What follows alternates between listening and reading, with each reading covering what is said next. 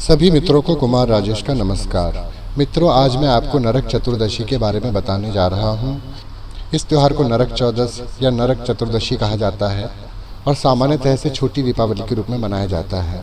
यह त्यौहार दीपावली से ठीक एक दिन पहले आता है। छोटी दीपावली को भी दीपदान करने की प्रथा है। इस दिन भी लोग अपने घरों में दिए जलाकर दीपमालाएं सजाते हैं। इस रात दिए जलाने की प्रथा के संदर्भ में कई पौराणिक कथाएं और लोक मान्यताएं हैं। सबसे प्रमुख कथा के अनुसार इसी दिन भगवान श्री कृष्ण ने अत्याचारी और दुराचारी दुर्दांत असुर नरकासुर का वध किया था। नरकासुर दैत्य ने अपनी शक्ति से इंद्र, वरुण, अग्नि, वायु आदि सभी देवताओं को परेशान किया था। वह संतों को भी त्रास देता था। उसने 16,000 कन्याओं को बंदी बनाया हुआ था।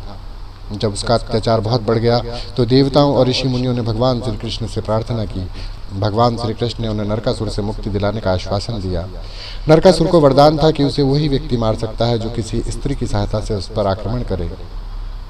इसलिए भगवान श्री कृष्ण ने अपनी पत्नी सत्यभामा को सारथी बनाया तथा उन्हीं की सहायता से नरकासुर का वध कर दिया। नरकासुर का वध करने के पश्चात भगवान श्री कृष्ण ने नरकासुर के बंदी गृह से उन 16,000 कन्याओं को भी मुक्त कराया जिन्हें नरकासुर ने अपने बंदी गृह में डाल दिया था। भगवान श्री कृष्ण के द्वारा मुक्त कराई हुई इन 16,000 कन्याओं ने भगवान श्री कृष्ण को ही अपने पति रूप में मान लिया और वो भी भगवान श्री कृष्ण के साथ चल पड़ी।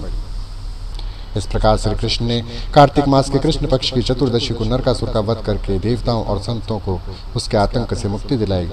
उसी खुशी में लोगों ने दिए जलाए और उत्सव मनाया और तब से नरक चतुर्दशी का त्यौहार मनाया जाने लगा। इस दिन के व्रत और पूजा के संदर्भ में एक अन्य कथा भी है।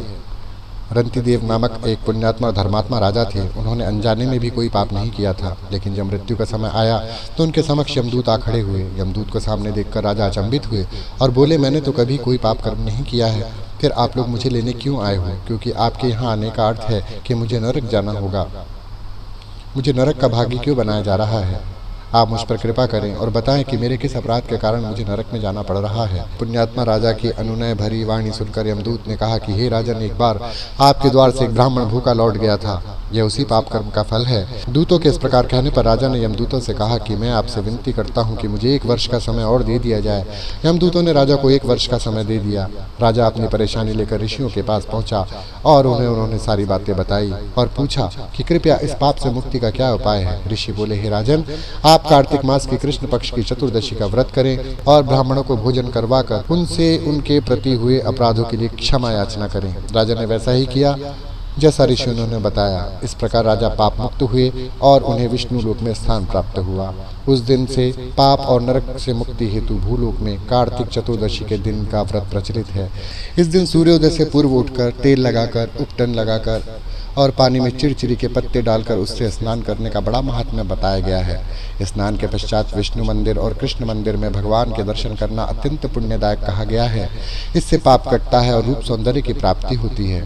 कार्तिक कृष्ण पक्ष की चतुर्दशी को उपरोक्त कारणों से नरक चतुर्दशी, रूप चतुर्दशी और छोटी दीपावली के नाम से जाना जाता है। तो मित्रों, यदि आपको अपने रूप सौंदर्य में वृद्धि करनी है तो भी इस व्रत को करना आपके लिए बहुत उपयोगी रहेगा।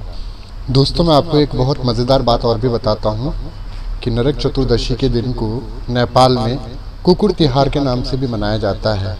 इस दिन कुत्तों को उनकी ईमानदारी और स्वामी भक्ति के लिए विशेष रूप से भोजन कराया जाता है और उनकी सेवा की जाती है। मुझे विश्वास है कि नरक चतुर्दशी के संबंध में आपको ये जानकारी अच्छी लगी होगी। इसी के साथ कुमार राजेश को विदा दीजिए। नमस्कार।